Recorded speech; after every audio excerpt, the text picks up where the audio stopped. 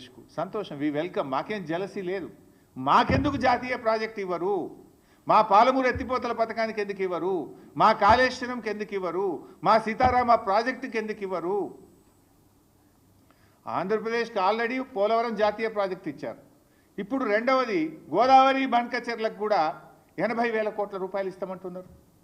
దానికి 80,000 ఇస్తారు, పోలవరంకు 80,000 కోట్లు, దాదాపు 80,000 దాటుతుంది పోలవరం కూడా. అంటే 1,60,000 కోట్ల రూపాయలు ప్రాజెక్టుల నిర్మాణానికి ఆంధ్రప్రదేశ్కు సమకూరుస్తున్నారు. అందులో ఒక పై సంబంధం అన్న తెలంగాణకి ఇచ్చారా? 1%, 1,600 కోట్లని ఇచ్చారా అని అడుగుతా ఉన్నా నేను. ఇయ్యనప్పుడు 8 ఎంపీలు బీజేపీ గెలిచి ఏం ప్రయోజనం? 2 కేంద్ర మంత్రులు ఈ రాష్ట్రం నుంచి ఉండి ఏం ప్రయోజనం? మీరున్నది పదవులు అనుభవించడానికా, ప్రజలకు సేవ చేయడానికా? ఈ రాష్ట్ర హక్కులు కాపాడడానికా, ఈ రాష్ట్ర హక్కులు హరిస్తుంటే కళ్ళు మూసుకొని కూర్చోవడానికి ఉన్నారా అని చెప్పి నేను అడుగుతా ఉన్నా.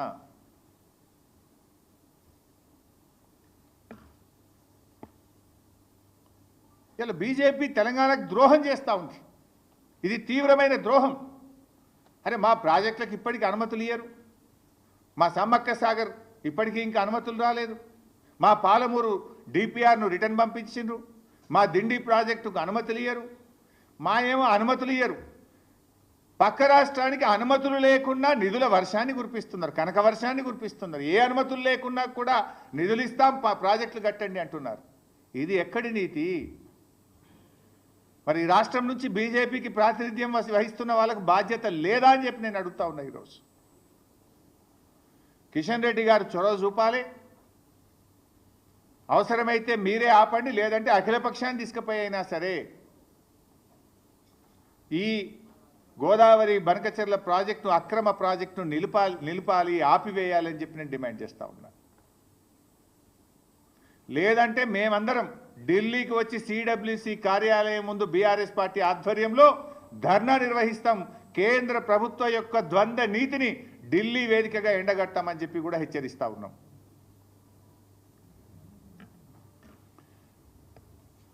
ఇవాళ కేసీఆర్ గారు చాలా ముందు చూపుతో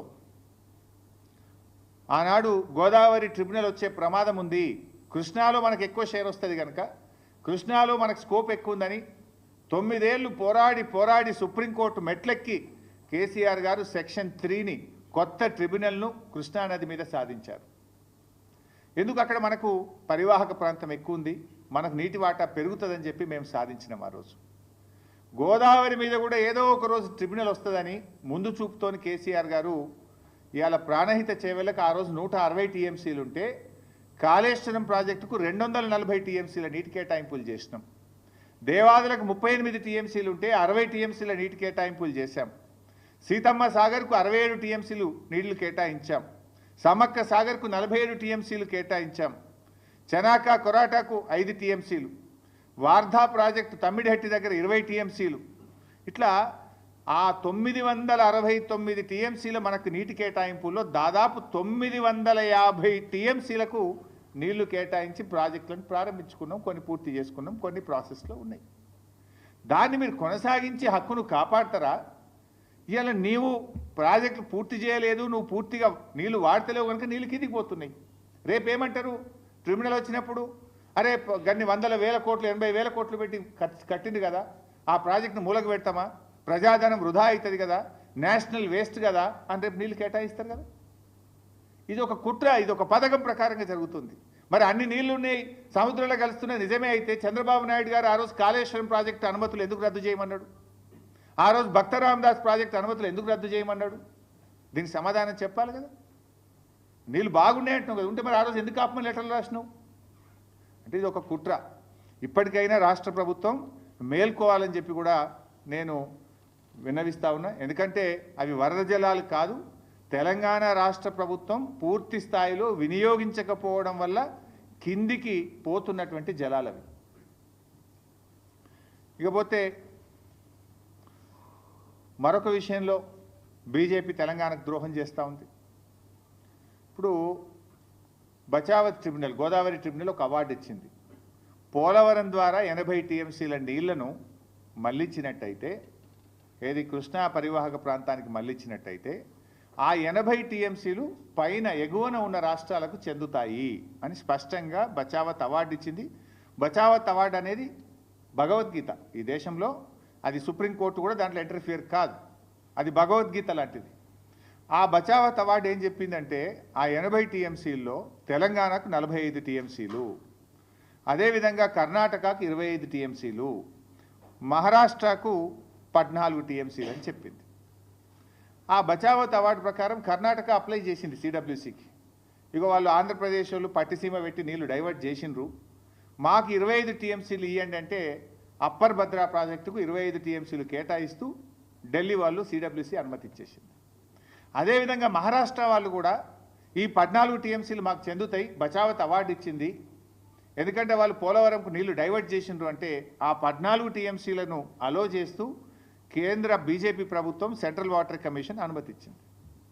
అదే పద్ధతిలో తెలంగాణ మనం 45 టీఎంసీలు మాకు దక్కుతాయి, ఓ బచావత్ అవార్డు ఇచ్చింది. ఈ 45 టీఎంసీలు మేము పాలమూరు ఎత్తిపోతల పథకానికి కేటాయించుకుంటున్నాము, దీనికి అనుమతి ఇవ్వండి అంటే డిపిఆర్ వాపసు పంపుతారు. అంటే ఒక అవార్డులో 3 రాష్ట్రాలకు కేటాయించారు, 45 తెలంగాణకు, కర్ణాటకకు 25, మహారాష్ట్రకు 14.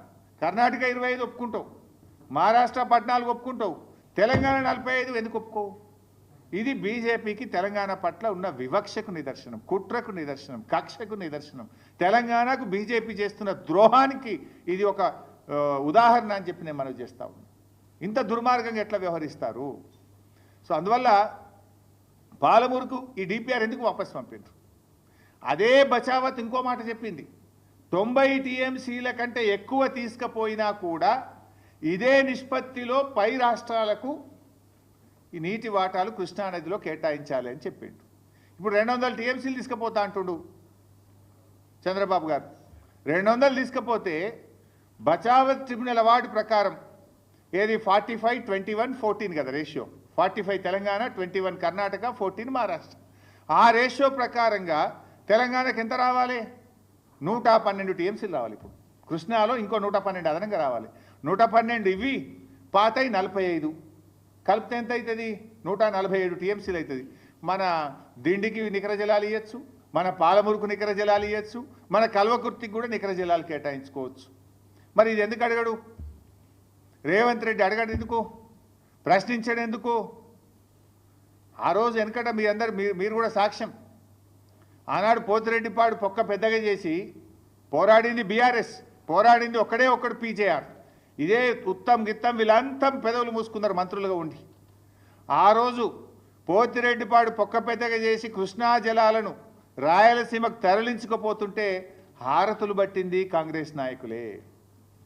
ఇవాళ గోదావరి జలాలను అక్రమంగా ఆంధ్రప్రదేశ్ తరలించకపోతుంటే హారతులు పడుతున్నది ఈనాటి ముఖ్యమంత్రి రేవంత్ రెడ్డి గారు.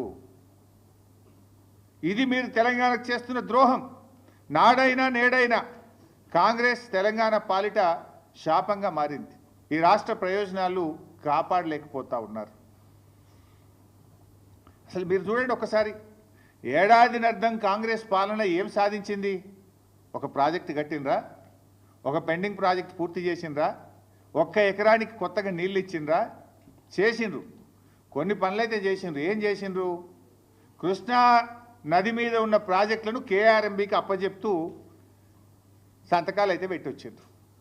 మళ్ళా కేసీఆర్ గర్జిస్తే బీఆర్ఎస్ పోరాడితే అప్పుడు కళ్ళు తెరిచి లేలే మేము అప్పచెప్పమని అసెంబ్లీలో తీర్మానం చేసిండ్రు. ఇది మీరు చేసిండ్రు. పెద్దవాగ్ కొట్టుకపోయింది, వట్టెం పంప్ హౌస్ మునిగిపోయింది, ఎస్ఎల్బీసీ టనల్ కుప్పగూలిపోయింది. మొన్న మళ్ళా అదేంటి ఆ Srisailam right branch canal, Srisailam right branch canal lining పనులు ఆనాడు ఆంధ్రప్రదేశ్ స్టార్ట్ చేస్తే